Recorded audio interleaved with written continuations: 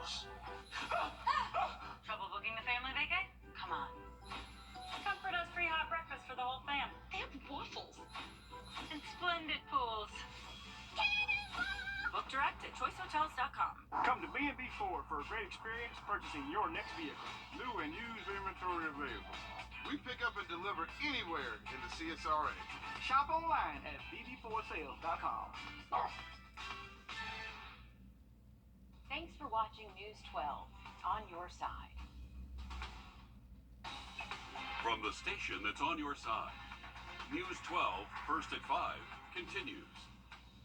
A live look from Barnwell, where the Warhorses are getting ready to get off to a strong start for the season against Blackville tonight. Our sports director Dan Booth is standing by with a look at tonight's matchup.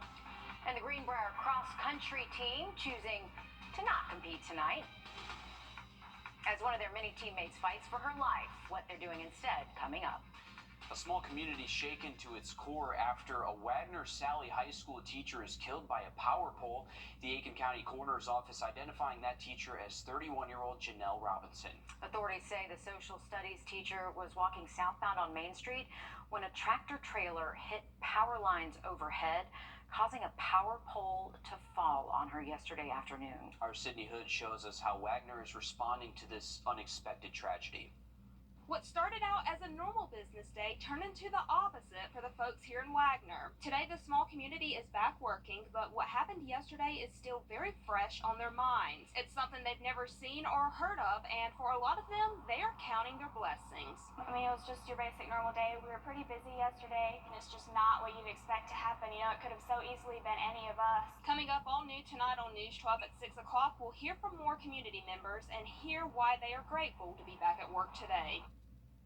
Wagner-Salley High School canceled all after-school activities this week out of respect for Miss Robinson. And we've heard from so many people in that small town saying it could happen to any one of us. It's a crazy story there. Riley? Yeah, definitely very sad there in Wagner, and prayers out to that community for sure. We have seen a bit. All right, thank you, Riley. Greenbrier's cross-country team deciding to not compete tonight as one of their teammates remains in the hospital on a ventilator. On Tuesday, 15-year-old Allison Lilly was not wearing a seatbelt when the vehicle she was in was hit at the intersection of Riverwood Parkway and General Wood Parkway. She remains in critical condition this evening with a brain bleed and fractures to her head. Our Audrey Dickherber is live at Diamond Lakes Park, where the rest of the cross-country teams will meet, and that will continue. Audrey, how are players keeping Allison in their thoughts?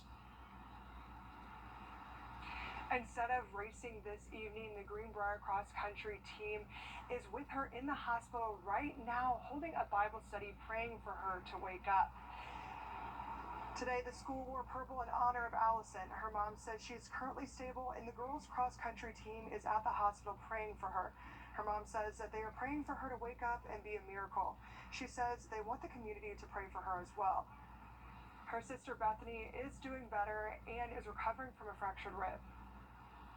Okay, thanks, Audrey. We'll continue watching for any updates on Allison's condition as well. Tough day for so many athletes. An update now on the veterinarian who was hospitalized after a dog attack. Dr. Emily Martin with Springwood Veterinary Clinic says she is healing as expected, and while she will not be able to use her right arm for 6 weeks, she is able to return to work next week. Now, this is video with Martin when she helped save Taka, a dog who was caught in a house fire. Martin was attacked by another dog last week, one with at least one prior incident. And while she recovers, vets from other clinics are helping the Springwood Clinic keep their doors open. The dog that attacked Martin is currently in quarantine with Burt County Animal Services. Week 2 of the high school football season is upon us. We won't keep those fans away. They have a great atmosphere out there. Thanks for that, Dan. Thanks, Dan. South Carolina is experiencing huge growth, both in population and in industry, as more companies in high-powered sectors like the electric vehicle industry choose to build there. Well, now the state is working to figure out how to ensure there's enough power to support this growth. The new Power SC interagency working group met for the first time today in Columbia. Governor Henry McMaster formed it through an executive order he issued back in June. The group brings together several state agencies, including the Departments of Commerce, Transportation, Employment and Workforce, and Natural Resources.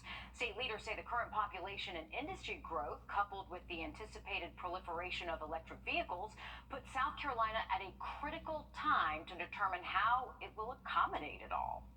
That opportunity to meet that baseload need, we're going to need more generation. That also does mean we're going to need more infrastructure. And land use in South Carolina is very important. The group hopes to have its initial recommendation sent to the governor by the end of this year. Well, breaking news just in our newsroom live at 5. Aiken County investigators say the shooting suspect, Jakari Stone, is now in custody. The 19-year-old is a suspect in relation to a shooting that happened Tuesday evening on Richland Avenue East. Stone is facing several charges, including attempted murder. The most common tick in our area can make you seriously allergic to a certain type of food. We talked to a local boy on the road to recovery and how doctors are still working to learn more. Riley? And for tomorrow, we're going to be flirting with record high temperatures, getting close to 100 the next couple of days. I'll look at this forecast for you just after the break.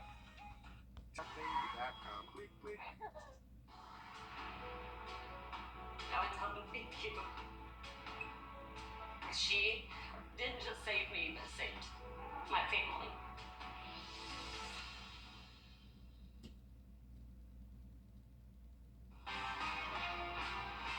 Breaking news just into our newsroom. Disbarred attorney and convicted killer Alec Murdaugh is looking to change his plea in connection to federal financial charges. Court documents say Murdaugh has requested to change his plea to guilty. Murdaugh pleaded not guilty in May to 22 charges, including conspiracy to commit wire fraud and bank fraud. There will be a hearing in Charleston on September 21st. Riley? Well, hot afternoon for us. Thanks, Riley. The most common tick in our area can make you deathly allergic to red meat.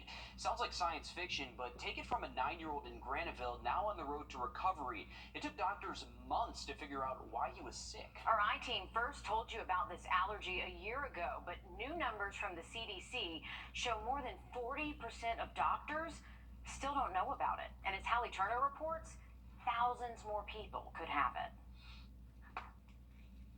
Oh, nice. 2 years ago, Jacob Herring couldn't do this Ain't that hard, but I don't want to get too crazy with it. without struggling to catch his breath. It's hard to watch a kid struggle, especially when they're little and they can't tell you exactly what's going on. Jacob started first grade just like any other child, healthy and ready to learn. By the end of the year, he could hardly get out of bed. It wasn't good. I mean, I was coughing constantly. I remember one night I couldn't go to school because I was just up and my mom had to bring in the breathing treatment. April says she thought he had a cold. We've put air purifiers in the house, all through the house, allergy medicines, everything, and nothing was helping. By this point, COVID had taken over. April says they had to wait months to see a doctor, and Jacob had developed a new symptom. We began to see hives on him, and we initially thought that it was heat, and we waited about 4 months for an allergy appointment, all the while trying to help him manage his cough, giving him medicines that also had animal byproduct in it. Last March, doctors finally diagnosed him with alpha-gal syndrome, stemming from a bite from a Lone Star tick. We saw an NP and she said, this is chronic, it's continuous, so we're going to get you into the allergist. Luckily, Jacob's doctor in Augusta knew about alpha-gal. It's a severe allergy to red meat, pork, or venison, basically anything with hooves. Some people, like Jacob, are so allergic they can't have marshmallows or gelatin. Symptoms show up hours after eating, so it can be difficult to connect the dots to food. I knew it would change, and I sought him out. And as a mother, that's my job, is to first seek him, to get the knowledge and the wisdom that I needed, that he's given me, to be able to protect my son. and to keep him alive. New statistics from the CDC show 110,000 people tested positive for alpha-gal from 2010 to 2022. The doctors believe there could be as many as 450,000 others affected by it right now who don't even know it. That's because the study revealed 43% of doctors had never heard of this. A third were not too confident they could diagnose it. Luckily for Jacob, his doctors knew what it was right away. But this year, we found out that he was no longer allergic to beef, but is still allergic to everything else. This new guy won't handle it, and I can never thank him enough for that, and I'm just happy about it. In Graniteville, Hallie Turner on your side.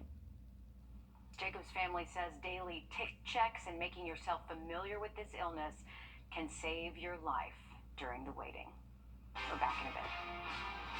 Before we head to breaking news, the Columbia County Sheriff's Office needs your help finding a runaway teen. 15-year-old LaChance Tanksley was last seen yesterday on Audrey Circle in Grovetown. He is 6'2", has dreads, and a tattoo that says "Rest in Peace" on his right forearm.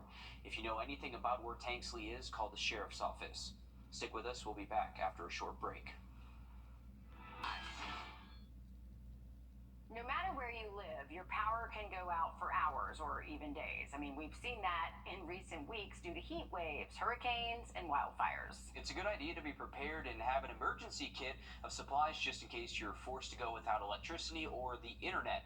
Our consumer tech reporter Jamie Tucker has some tech gadgets to keep you connected even when the power goes out. A tech emergency kit could be in a box, it could be in a closet, or it could be on a shelf somewhere. But what do you put in it?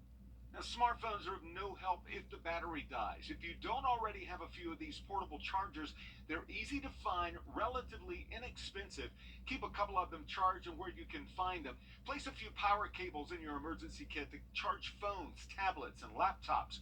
And consider one of these charging cables with interchangeable plugs. In the event power is out for quite a while, I suggest one of these portable electric generators or power stations. The EcoFlow Delta 2 Max can charge phones, laptops, and will even keep most large appliances working for hours. In a recent outage, this old refrigerator ran for more than 14 hours when plugged into the Delta Max, and the Delta 2 Max will also hold a charge for months, so you can store it anywhere and it's ready when you need it. And for extended outages, you can plug that Delta Max into an EcoFlow solar panel. In just a few hours, the power station is fully charged.